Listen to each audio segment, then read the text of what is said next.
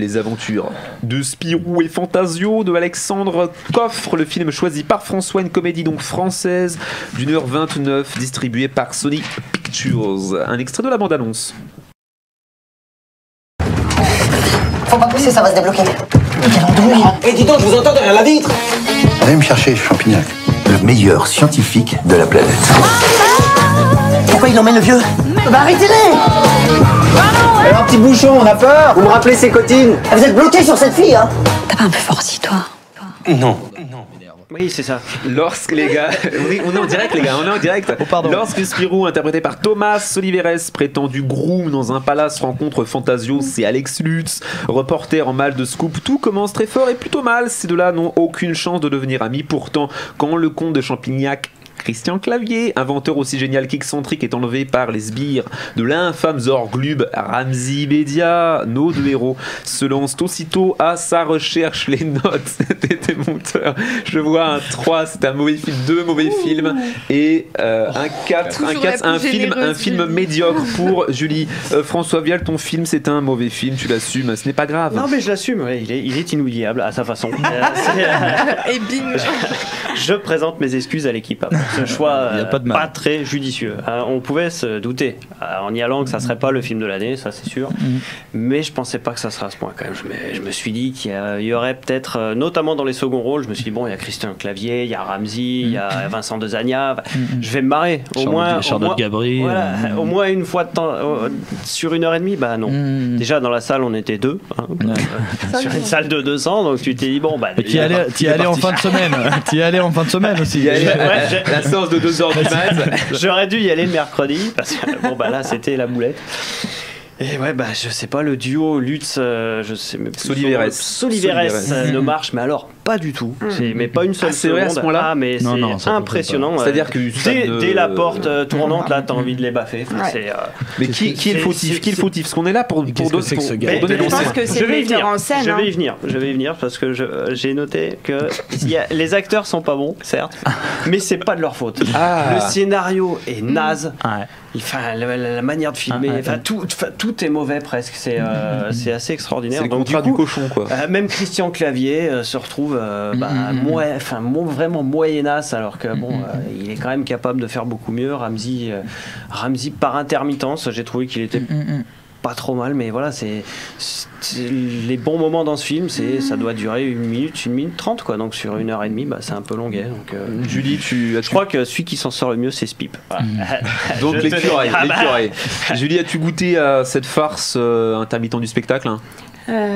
C'est dommage, hein, parce qu'il y a une très très belle distribution. À ce point-là, enfin, plaisanter. Moi, sur le papier, ça me fait pas bander, hein. Pas du tout. Hein. Si, même le rôle, ça pourrait être très très drôle. Moi, je voulais voir Alex Lutz, je l'attendais, je l'ai jamais vu au théâtre, j'attendais de le voir. Je voulais voir le duo Charlotte Gabri, Vincent Dezania, mais c'est très mal écrit, ça fait même pas sourire.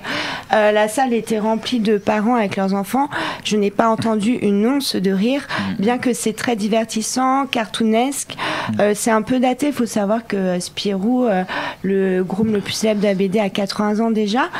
Le scénario est très classique, il y a des rebondissements, mais c'est peu passionnant, il n'y a pas assez de fantaisie en fait. Ça manque de fantaisie. Guillaume, 3 mauvais, tu tapes sur la table.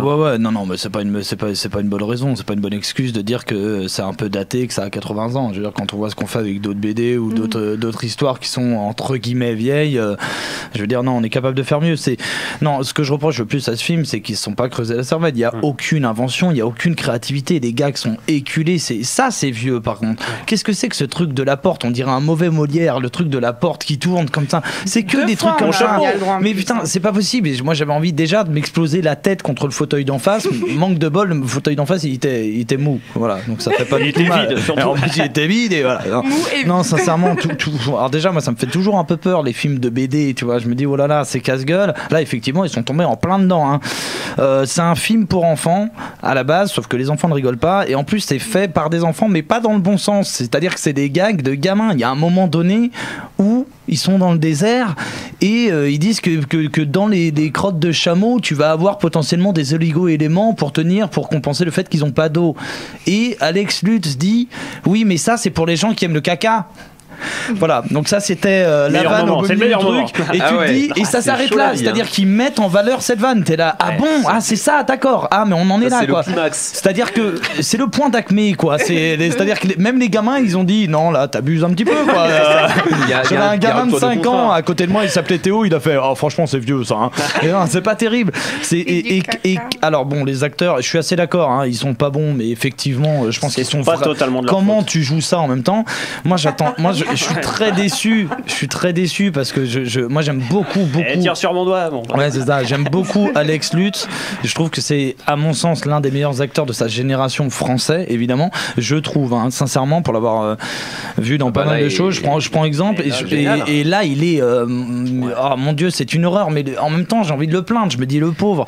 Et non, par contre, non, de Sani à Gabri, ça me fait pas bander déjà de base sur le papier parce que je sens que ça va être survolé, ça va minauder. Voilà, peut-être individuellement, ils sont capables de faire de bonnes choses. Qui minaude, on aura tout vu quand même. Ah, mais là, c'est. Bah, pardon, mais oui, si, un petit peu. Oui, minaudé. Ouais, bon, écoute, tu trouves le mot que tu veux, mais voilà, Ramsey, autant pour moi. Ramsey, c'est non, pour moi, il y a même pas de, il joue bien à un certain moment. Pour moi, c'est une insulte à ce métier, pas sur ce film. Hein, j'entends bien. Écoute, hein, oui, j'entends bien, et en même temps, je m'en branle. Non, pour le coup, Ramsey, pardon, Ramsey lâche ce soir. Ramsey pas. Attends, depuis dans 2 minutes, je monte sur la table et je fais l'hélicobite. Tu vois. Non, mais c'est tout est. En fait, c'est gênant. À mon sens, c'est gênant. Ça devient gênant d'un moment. Clairement. C'est un loupé. T'as vraiment de la peine pour tout le monde. Mais c'était les aventures de Spirou et Fantasio, dans lequel le meilleur acteur est un écureuil d'Alexandre Coffre, le film choisi par François qui a obtenu la note moyenne de 3,3. C'est un film mauvais.